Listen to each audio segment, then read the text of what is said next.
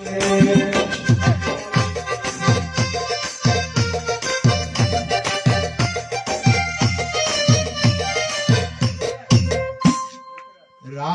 নাচে কৃষ্ণ নাচে নাচে গোপীগণ, রাধা নাচে কৃষ্ণ নাচে নাচে গোপীগণ।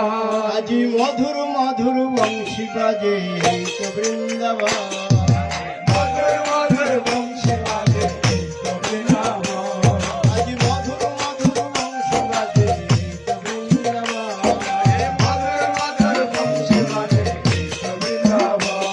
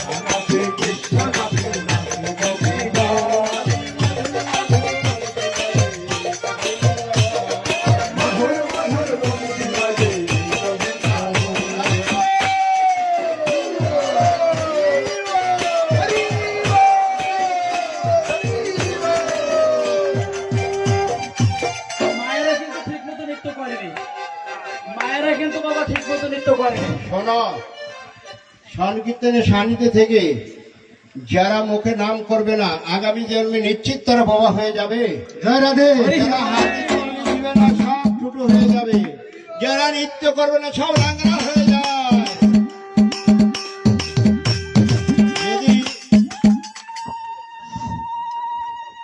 একদিন শীতের সকালে রামকৃষ্ণ পরমহংসদেব পল্লী ঘরে গায়ে এক বাড়িতে গিয়েছে, তো দেখছে ঘরের ভিতরে বসে এক কুলবধূ কীর্তন করতেছে। তো কীর্তন তো সবাই ভালোবাসে, তো রামকৃষ্ণ দেব বলছে, এই কি কীর্তন করছিস? বলছে ফটো খ্রিস্ট ফটো খ্রিস্ট খ্রিস্ট খ্রিস্ট ফটো। রামকৃষ্ণ দেব পাগলি, তোর মাথা খারাপ হয়েছে? সকাল বেলা উঠে রাম কৃষ্ণ হরে এইসব নাম করে, তুই কি ফটো খ্রিস্ট ফটো করিস? কুলবধূ বলছে, গুরু তোমার মাথায় বুদ্ধি শুদ্ধি কিছু না। তখন রামকৃষ্ণ দেব, আমার মাথায় বুদ্ধি নেই, তোর মাথায় কি বুদ্ধি আছে? বলে, শোনো গুরু, তুমি কি বুঝবে, আমরা গৃহস্থ লোক। আমার শ্বশুরের নাম কেষ্ট, ভাসুরের নাম রাম, হরে আমার ভাতা। তুমি কি বলে সকাল শ্বশুর বাসার নাম কীর্তন করবো? আমার শরম বরম নাই। রামকৃষ্ণ পরমহংস, আরে পাগলি, এই রামকৃষ্ণ হরে আর শ্বশুর ভাসুর ভাতার নাম না, কার নাম? বলে অনাদি রাদি শ্রী গোবিন্দ। শাস্ত্রে লেখা আছে যে মান লজ্জা ভয় তিন থাকতে না, বুঝতে পারছো? আজ একদম ড্রেস অ্যাজ ইউ লাইক, মানে কোন রকম ভাবে সরম বরম নাই, উদ্দণ্ড নৃত্য করতে হবে। মহাপ্রভু বলেছেন, উঠিল কীর্তন ধ্বনি পুরিয়া আকাশ, চারিদিকের অমঙ্গল সব যায় না। কিভাবে কীর্তন করে বলো? লাফায়ে দাপায়ে ধরিত্রী কাঁপায়ে। বিশ্বাস করবে না, আমরা বাংলাদেশে বহু প্রান্তে যাই, ঘর ভেঙে যাচ্ছে, কীর্তনে 8 ইঞ্চি 10 ইঞ্চি মাটি ঢেবে গেছে। মানে মনে করো একজন দুইজন নয় তো, বড় বড় আসন আছে, 1000 যুবক, 3000 যুবক একসাথে নৃত্য করলে ঘর তখন ভেঙে পড়ে যেত। অনেক জায়গায় কীর্তন আমাদের বন্ধ করে দিত। বড় বড় হল আছে তো, মনে করে 200-500 লোক নৃত্য করে হল যখন টলমল টলমল করতে। আমার কীর্তন করবে ওঙ্কার, গর্জন, কীর্তন, নর্তন, লাফায়ে দাপায়ে ধরিত্রী কাঁপায়ে। উঠিল কীর্তন ধ্বনি পুরিয়া আকাশ, যারা যারা অমঙ্গল সব যায় নাশ। এমন ভাবে কীর্তন করতে হবে।